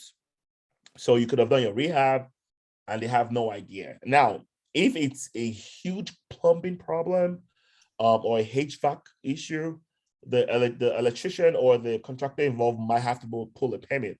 But at that point, they're only knowing that you're replacing the HVAC or you're replacing the paneling in the property. Now you have some nosy counties that they just drive around looking for where work is being done, and then they will slam you a fine if you never got a permit. But that's only in River Oaks and in White Settlement. In every other county, they don't know. And even if they know, the property tax district is different from the county. Totally different. Now, I have a friend that will tell you not to market your property on Zillow because he believes that the county goes to Zillow when they're trying to do your property taxes. And if they have updated pictures on there, then your taxes will go up. He believes in that theory. So he'll rather market in Marketplace because they don't see the pictures in Facebook Marketplace than in Zillow. Interesting. Okay, in the interest of time, I'll move forward to the next question. From Onua, she asks, what's a good cash flow for a property versus money you put in? So if your cash on cash return to me is at least 8%, I'm comfortable with that. So that means that if I put in $20,000 in that property, and I want a 20% return on it, it means I have to cash flow about, let me do the math.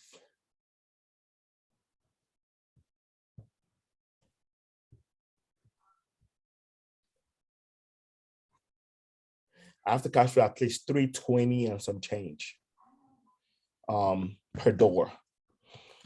Now, the greater, those that own apartment complexes, believe it or not, the cash flow about $100 or $150 a month. But you're doing 150 times 200 doors. That's $30,000 a month, right? So there's enough income coming in that even if you lose $5,000 in the rehab on another property, at the end of the day, it's not money out of your pocket. It's money out of your business that is paying for it.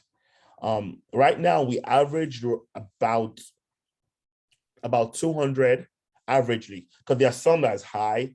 There's some that, believe it or not, is only about $110. But averagely about $250 per door. But that does not include like if a roof goes out on another property next year, that just includes income coming in versus expenses that could have occurred in that month, which will vary. I mean, the month you have zero expenses, or the month where you have to do an eviction, but averagely about 200 to me, 200 to 250 is a good point to be at. And that's why this business is not get rich, but if it appraises and you put all of your money out and you're still getting $200, that's free money. That's free money. Okay. Okay, so that's all we have. Nene took care of most of the other questions. And so we can open the floor for those raising their hands. I see Dami Ogunsoya. Dami, you can go ahead. Hi, everyone. My question is just to clarify something you said. You mentioned that sometimes you buy homes with tenants in place, correct? I buy with what? Tenant in place. Yes. Some homes. Yes. And my question is, most times, based on experience, when you buy homes with tenants in place, the deals are pretty good, but most times they're bad tenants. So when you buy those properties, do you keep the tenants or you get rid of them, sort of? Yeah. So if they have an active lease, you have to honor that lease. Mm-hmm. So if they have a 12-month lease and they have 3 or 4 or 5 months left on the lease, I always love buying tenants in place. Why? Because in fact, when you go to closing, you get prorated rent. Mm-hmm. Yes. You would even get their security deposits. So all of that money even further reduces the cash you bring in to close. Like, guys, even when I think about it, I'm just getting goosebumps. I've had a deal where I was supposed to bring about $10,000 to close. And by the time I got all of the security deposits, they added it back at the credits, I got cash back at closing. And I was buying a property, right? So I would always buy tenant in place because number two, I don't have to fix anything. Even if the house is really, really jacked up, the fact that you're living there means it's livable. Now, if the next month comes around and they don't pay, of course, I'm going to send them the 3-day eviction and they're out of the door. And because I got at a great deal, I don't mind putting in another $10,000, $15,000 in rehabbing the property. And maybe they're paying $900. And by the time I'm done with the rehab, I'm renting for $1,350.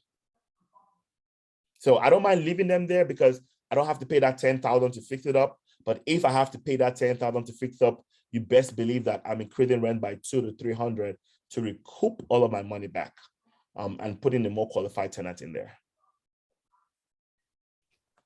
That makes sense. Kes, you can go ahead. Oh, sorry. Yeah. Does that answer your question, Dami? You good? Yes, it is. Thank you.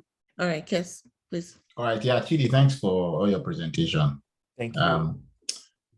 The quick question I have is the first one. Actually, I was on.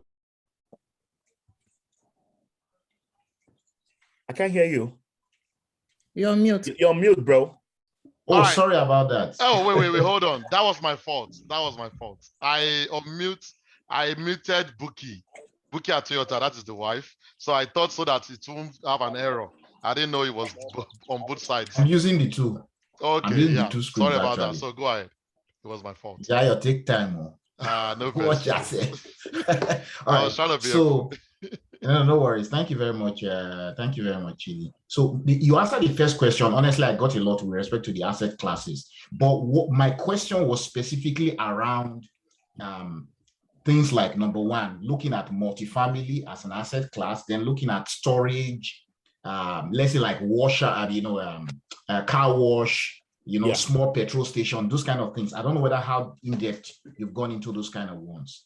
So I'm just thinking around that scenario. That's the first. Second, just an adjunct to the question I asked before. Then with respect to brokers for commercial loans, how do we go about it? Because my frustration is the conventional guy who buys homes for first-time buyers. They usually don't simply know what's going on when you are dealing with them, and they are going into more than a duplex. In fact, even for duplexes, they can't think creatively. Yeah. So what's your overall take on that, those two items?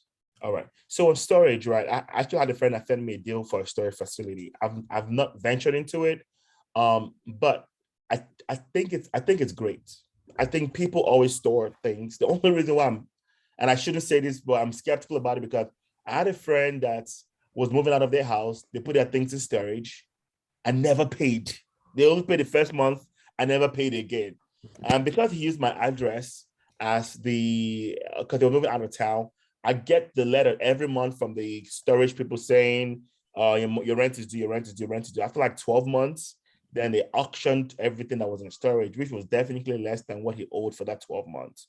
But I still believe, again, that shouldn't apply, because it's like me saying, oh, I have a tenant that I evicted, and so I'm no longer going to do long-term rentals.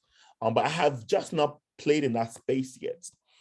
My personal goal when I got it this year was to get to $100.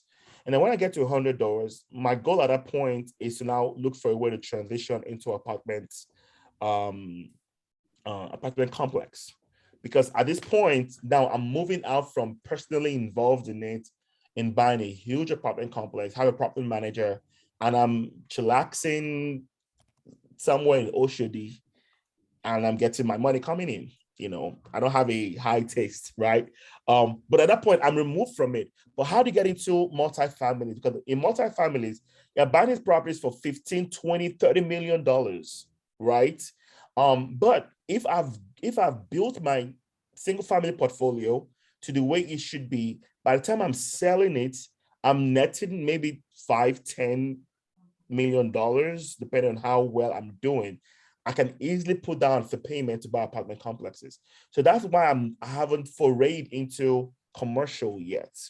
However, with brokers, to be honest with you, if you call a broker today, you tell them, oh, I want to get on your list, blah, blah, blah, they're not going to listen to you, to be honest, because these are brokers that are closing deals in double-digit millions, right? They're working with hedge fund people. So that's why you want to build some sort of track record. And let me tell you what happened to me. True story. There's a broker by the name of Bobby.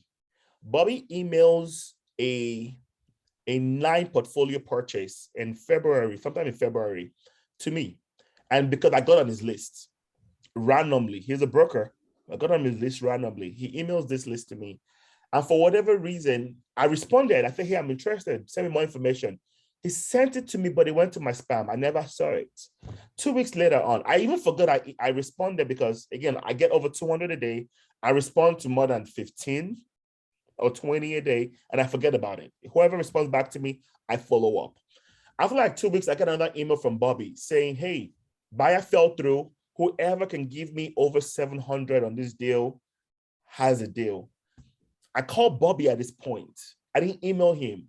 Bobby's a broker. I called Bobby. Yo, Bobby, I emailed you 2 weeks ago. Evidently, I didn't get your response. I'm interested. No, I texted him. I didn't call him. Sorry. I sent him a text message. And he responded. He said, yo, you were quick. I just sent this email out. I'm like, I just joked about it. I have a business that's called Flash. I just joked about, hey, I'm Flash. I move quickly. And he was like, you know what? We have a deal. Get it for 705. At this point, I called a hard money lender that appraised the property for $1.1 million. We closed in 1 week. I only brought, because it was less than 70%, the hard money lender could give me $700,000. So you can already have an idea of how much I brought to closing. 5,000 plus their fees, less than 50K to closing. So Bobby saw my track record in closing 9 deals. He's a broker, but he saw my track record. Guess what? He then had 5 or 6 other deals, and he sent all of those deals to me. I didn't buy all of them. He said one in Oklahoma. I think I said that one to my friend Lana. It was like over like 78 single families, or maybe a little more than that, for like 3 million. Sent me a condo for 3.5. I didn't buy those 2, but I bought the other ones he gave to me. So I said this story to say there has to be an opening, a track record, something to show the broker that I can perform. Now, there's a book by Larry Edwards, I think Lance Edward, Invested in Multifamily. Part of that, he talked about how to create a relationship with brokers. And one of the things I believe he said in that book is that go on, and he wrote this book in about 10, 15 years ago, so it was back in the day, but it was like, hey, pull up a list of the top brokers in your community and go to their office and introduce yourself to them as you're a real estate investor, you're trying to get into the real estate industry. No, don't say you're trying to get into, because if you're trying to get into, they hear that a lot. You're a real estate investor and you want to get on their list. Some of them will give you attention, some of them wouldn't. But that doesn't stop you from getting into commercial. Keep on playing in the single family, build up a portfolio. That way, if I now walk up to a broker and say, yo, I have $5 million to invest in commercial real estate, now they're going to listen to you. But you just didn't fold your hands because he didn't listen to you 4 years ago, but you continued in the little entry, building a small portfolio. And in 4 years, you're talking to another bigger broker because now you have cash. Because all the broker wants to know is, can you close? That's all they need to know. Can you close? So if you have cash, yes, you can close. Sounds good. Okay, thank you, everyone. I'll open the floor for one more question, which is the raise of hand from iPhone. We have other questions popping in, but we're sorry, we're already out of time. So I'll direct the new questions to you directly, Chidi, please. Okay. But so iPhone, please go ahead. Hi, my name is Andrew, actually. Sorry, okay. I don't think I had my name on here. It's been a great presentation so far, Chidi, and all the coordinators. I have a question. My question is regarding credit. Chidi, you had mentioned something about pay your collectors. And all the while I've been working on fixing my credit because I had some challenges. I've always been told don't pay your collections.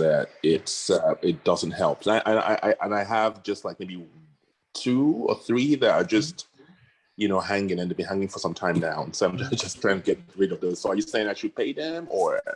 Yes. So okay. I'm in underwriting, so I look at credit reports every day. Right. Call your creditor and tell them, yo, I owe you what, $500. I want to pay this off now. What's a good amount to pay? Usually they'll say, oh, no, pay 500. Like, no. This is already a bad debt. I haven't paid this in 2 years or 3 years, whatever the situation is. But I want to take care of this. what is a good amount? More often than not, they will come back at maybe 40% or even less. Because in their books, they probably have it written off as a bad debt. So whatever you're paying them is an additional amount that is being paid. And if you can pay it off at one time, because where people say that is, if you set up a payment arrangement, it doesn't help. Because until it's paid off, your credit is still going to be reported as a collection. But once you pay it off, whatever that's been agreed, it will show up on your credit as paid as agreed, but it's a closed collection. Overnight, when that is paid off, within 30 days, when that cycle takes over, you will gain more than 30 to 40 points just because that collection has dropped. Wow. Okay. But you have to call them and tell them, hey, I had a $300, $500, $2,000, $10,000, right? And I want to pay it off one time. What is a good amount that we can agree on? It might take you 30 days to agree. It might take you 60 days to agree, because usually they will try to BS you and take you around in circles that someone has to agree and agree and agree. Look at your pocket, what you can afford to pay, and tell them, okay, I can give you this. Take it to your manager. And they'll come back to you with a counter offer. But once you pay off that counter offer, collection is the biggest weight that pulls your credit score down. However, keep in mind that doesn't still stop you from getting lending, because hard money lenders don't lend on your credits. Of course, they don't want to see bankruptcy or foreclosures, but they lend on the collateral. That's why they want to have that 25% or 30% equity. So if you don't fulfill the obligation, they can step in. Most hard money lenders are real estate investors too. So if you drop the ball, they're like, oh yeah, thank you. They'll just take it from you and make money from it. So it is not a loss to them, right? But where it comes in is when you want to refinance. You might still qualify for a refinance, but your rate might be a little bit high. So your credit should not empower you or stop you from getting into real estate. But it's just that it helps you get the best credit score that can be gotten. Okay, great. Thank you so much. I appreciate it. Man. Okay, thank you all. We've come to the end of today's session. Let me hand over to our host, Dio. Over to you. I was actually, I was muting myself. Wow. I mean, this has been great. Let me start with Chidi said is an extrovert. For an extrovert to hold people, still be here, we started and the maximum we had was 55, and we still have 50 people here. I think you are doing great for an introvert. So I think you're doing great for an introvert. So that was a good presentation. Thank you so much, for coming around. Before we go, just we'll be done in 5 minutes. I have a few questions for Chidi. Just to wrap it up, I gathered some questions. I call it quick question. You might be able to see some of my things are a little bit lined up with what happens on Bigger Pockets. Bigger Pocket has been my go-to source since I started real estate, apart from Rod. But before then, I mentioned the Life on Purpose podcast that Chidi sent to me that he was on with Lana Bamiro. Lana is here, and I wanted him to just, have a quick plug in while we have everybody here. Lana, I looked through your podcast, and the topics are really interesting. I like it, the way you named the topics. Do you want to speak quickly about your podcast, what it's about, and what the attention is, and everything that the podcast is all about? Lana. Yeah, Dio, thank you so much. First off, Chidi, as always, in a few circles, we call him the Godfather, as evident by the content that has been discussed. Dio, also, thanks for the opportunity to kind of just share a thought or two. Life on Purpose is spelled LYFE, which is live your full existence on purpose. And at the risk of sounding all spiritual, but it's a faith-based approach. And there are 6 F's in which I intend to kind of just share thoughts with, not really from my perspective only, but I'm intentional about who I bring on the podcast to speak on those 6 F's. And the 6 F's are faith, fitness, family, focus, finance, and friends. That's faith, fitness, family, focus, finance, and friends. And faith is your relationship with God. Fitness is your relationship with yourself, physical and mental, emphasis on mental. I'm a big mental health advocate. Family is your relationship with obviously your spouse, your children, and the likes. Finance, as you know, is your relationship with, your money. That's why Chidi was on for several episodes. Focus is your relationship with your purpose, and then family is your relationship with your friends, your fellowship, and the like. So really, that's what Life on Purpose is about. And Dari, if you want, I could drop in the chat kind of like a link that folks could connect as well. So that would be great. That would be great. Go ahead, sir. No, thank you. Thank you so much. All right. Sorry, I interjected. Yes, please drop the link to Life on Purpose. I enjoyed the one I listened to, and I'll definitely listen to more. So please follow Ladon, check out this podcast. All right, to wrap things up, like 2 minutes will be done. For everybody that has been able to stay that long, thank you so much. So back to you, our introvert godfather, Chidi. Oh, I forgot to mention, someone dropped it on me some few days ago that Chidi is the youth pastor. I didn't go. You've gone pastoral on me since the last time we met. Last time I saw Chidi was 2012. You won't believe it. And we are in the same America. Well, I've been the one traveling around. And they also told me that your wife is the choir mistress. So this blend of pastoral, choir mistress, real estate, financial independence, I think I'm loving it. As in, you owe me coffee. So I do, bro. Yeah, let me know when you're gonna book it. Again. Yeah. You owe me a couple coffee. I'm asking for a couple's date coffee. Officially, we'll make it happen. We'll in front of everybody. All right, good. Let's wrap things up. So, first question is this: I see your wife is very big on real estate too. She answered most of these questions excellently. How was she the one that convinced you to join real estate, or you convinced her? Who convinced you? If it was you, how did you convince her? How did it go? Because most times couples have problem of hey, how do you convince your spouse? Like, I want to do real estate, or hey, babe, or wife, sweet, whatever name. Yeah. Let's put our resources here. How do you do it? How did you go about it? So it's simple. Actions speak better than words. Like, I'm gonna be open and transparent here, man. There were times where I leveraged everything we had. I was up to debts, credit card debt up to my head, not because we went vacationing but I'm putting everything that I have in buying real estate, everything. And I told her that, I said, babe, this works. Worst thing that would happen is we'll sell what we have and we'll be in the positive. And she saw it happening, because it's one thing to speak. And if it's not showing, then it's you cannot be on the same page. But the first thing that I did was, I remember, I can never forget. We're still trying to figure out what are we going to do. So of course, normal, brainstorming. Was it going to be a franchise? Went to a few franchise events. What are we going to do? I remember there was this guy called Chris Goff. He's based in Atlanta. He had a real estate seminar in Houston, and I flew out to Houston. And that was where I paid my first $15,000 for a mentorship program, which never worked, to be honest. Because I realized that he was in Atlanta. Atlanta market was different from Dallas market. So suffice to say, within 2 months, I emailed him and said, hey, can I get some of my money back? Because I'm not getting the vibe. Whatever you're telling me, I already know it, right? It didn't work. Yeah, I didn't know. But when I came back from that program, I said, babe, I put $15,000 on a credit card. I didn't have cash. On a credit card. He charged $7,500, and he was going to charge the next $7,500 by the next following month.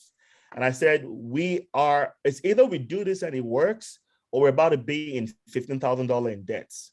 Let's make it happen. And at this point, I was working for a bank, probably maybe making, I don't know, maybe $80,000 a year. So that puts you in monthly income after paying taxes, maybe $1,500, every 2 weeks, right?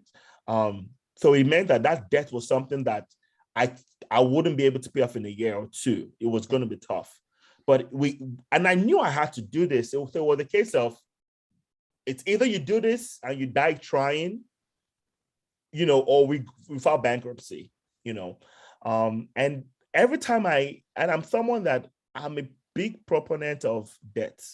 There's bad debt and there's good debt. People are scared of debt. I don't know why. I'm not scared of it. I could put $1 million debt on my head as long as, well, of course I have, but of course, as long as I know I'm not the one paying for it, right? Someone else is paying for it. But if you get in debt to go on vacation, debt to buy a car, debt to pay, to even buy your primary home, you know, Robert Kiyosaki from Rich Dad Poor Dad will call that a bad debt, right? I don't. It's to your home. You need a place to stay. But he believes that as long as it's not making money from you, for you at that point, it's considered bad debt. And so I realized that credit card debt was a bad debt and I had to pay it off. And I put everything I had into it. When I mean everything, bro, I meant everything. I leveraged everything. I took out from my 401k. I took out money from my credit cards, everything, line of credits, everything. And we did we did a major refinance on all of our properties about 6 months ago, and I got back over 5 times what I put in real estate in 4 years. I got everything back times 5. So right now, I have zero of my money in real estate. I'm not counting the additional that we're getting within we got last week and next few weeks, but I have zero of my money in real estate right now. But again, it's because houses are appraised way higher than what it should. This is an outlier. You don't find this every time, right? Because there's no inventory, there's inflation. So people are paying more than what it's worth. So values of houses have gone up. So this result will vary across the board. But so when we did the refinance, I called her, I said, babe, you see this? The system works. And that was how, but she got on early enough when she knew that this was something that we had to pay off that debt and we had to work everything we had to make sure it happened, or we're going to be $15,000 in debt in credit card, which is worse because those rates are like 22% interest rates on those credit card debts. So awesome. It can be tough. Yeah, that was good. Thanks to her. And let me just say, I can see people are leaving. It's just a couple of questions. I think 5 or 6, and we're going to wrap up. And Chidi can help us by answering quickly. Second question: what is the one thing you're currently working on or looking to improve on this year?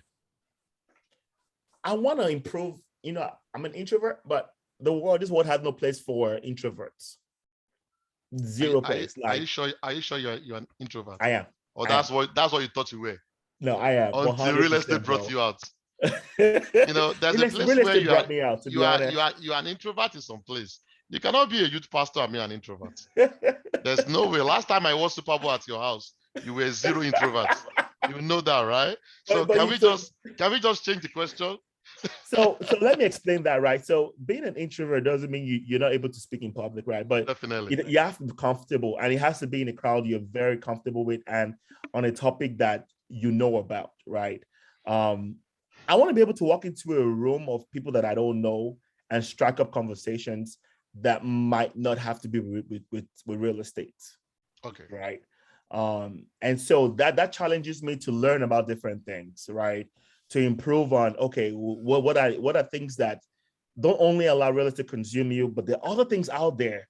I was speaking to one of my buddies that came from Chicago last week, and I asked him, I said, hey, I know people really say that 90% of billionaires in this world have their money in real estate. And he said that's not true because he's in finance. He worked for Charles Schwab. He said that's not true, that a lot of people make money from stock options. A lot of people make money from, other things, inheritance, than just real estate. So that opened my mind to realize that there's a lot more out there than just real estate. And so I put in work to improve on myself and learn more. That way, because like I said, I realized that people that are more successful in this business are people that can walk into a room and own the room. Walk into a room and Lana is big on leadership, and Lana believes that leadership is influence, right? You don't influence people if they don't see the value in you. So how do you improve on your value that when you walk into a room, you can own that room and create change? So that's what I'm working on, improving on value, and that way it's not just only about real estate, but just improving on the whole 100% of myself. Thank you. Did you guys notice that Chidi is trying to make this a 2-hour presentation? He keeps dragging the response, and it's almost, and he doesn't want me to go on my dates. Anyways, I'm gonna keep going. Quick one. So, what is your favorite business book? Do you have one you're currently reading or you've read already? Yeah. That you would like to share? Yeah. So the first book I'm going to go with is Robert Kiyosaki, Rich Dad Poor Dad. I read that book in high school in 1997. Wow. Yeah. And the lady that gave me that book, I can never forget her name. Her name is Fumi Towolawi. And she gave me the book. I read it, and I was in SS1, so probably grade 10, I think, at that time. And it changed my mindset about money. I then followed up with that book with I think called it the Cash Flow Quadrant. Yeah. The second book. Yeah. And he talks about how money is a currency. So some people think, oh, money is packed in the bank, logging every day, how much you have in my bank. If I show you my chest account now, I probably have less than $1,000. Full disclosure in that account right now, right? Once the money is coming in, I send it on an errand. You can't just sit here doing nothing. You got to leave. You got to go make money for me, And he talked about in the book, money is currency. It got to move. It can't just be static. It cannot stay in one place. That's two solid books that I read early in my life that kind of shaped my business idea. Awesome. Thank you so much. All right. I think one or two more. What would you do differently looking back at your real estate journey? I would have started earlier.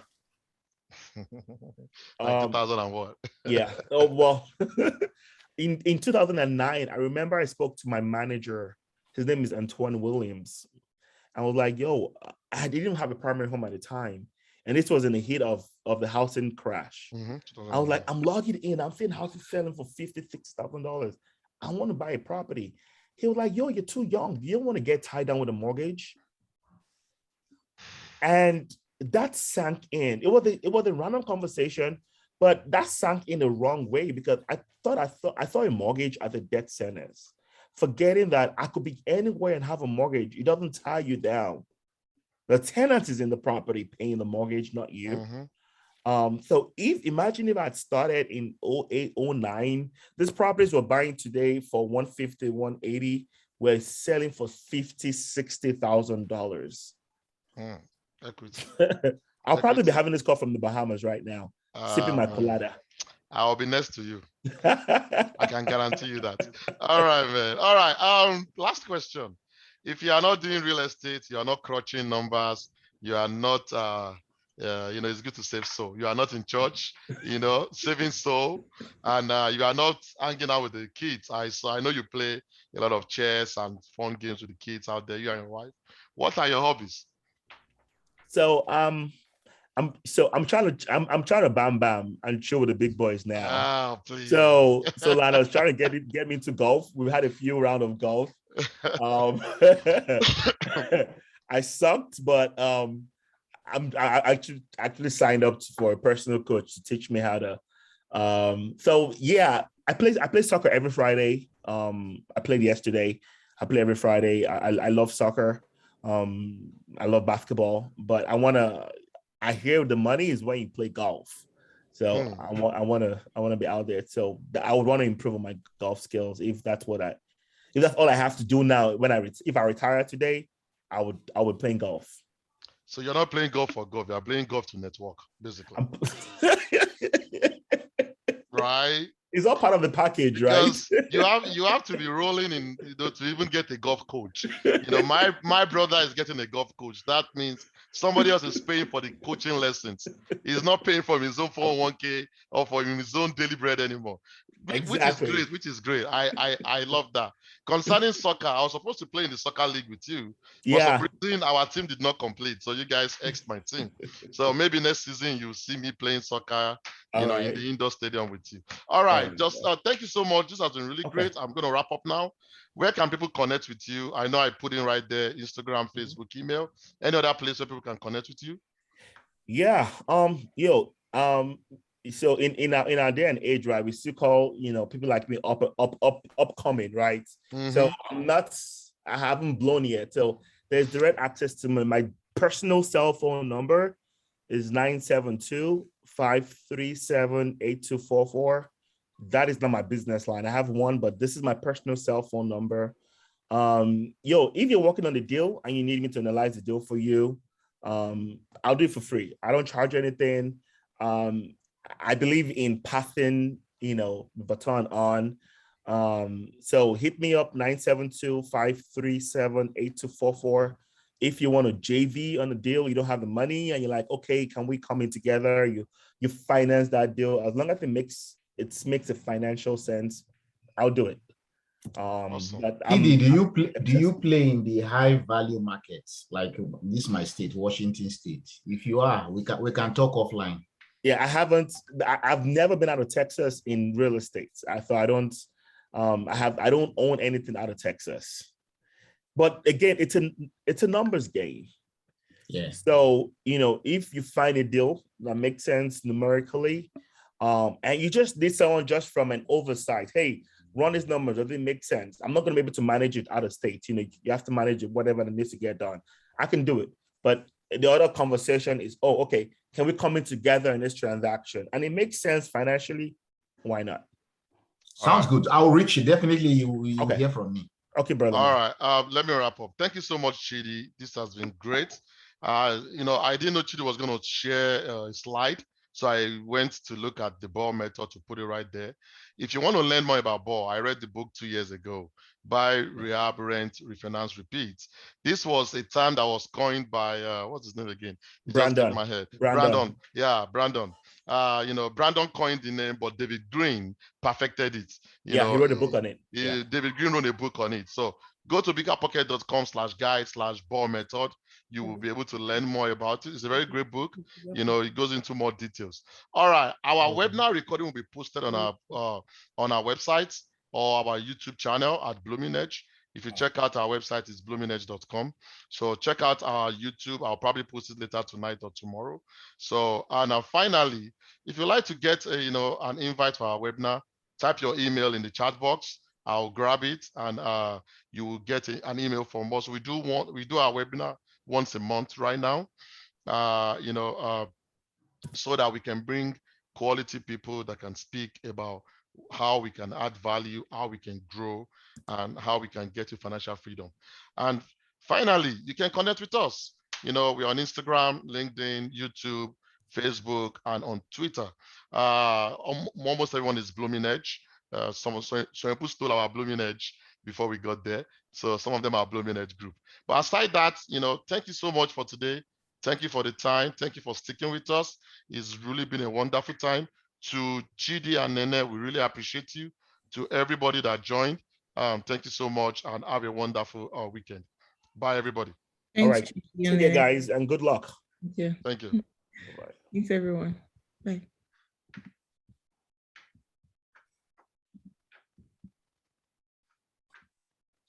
See, the boy and I are real introvert. He don't even come out since he just log off. All right, recording has stopped anyways. Thank you, everybody. Okay. Take it easy, yeah. All right. First lady, thank you. Yes, thank you. Regards to the family. All right, good stuff.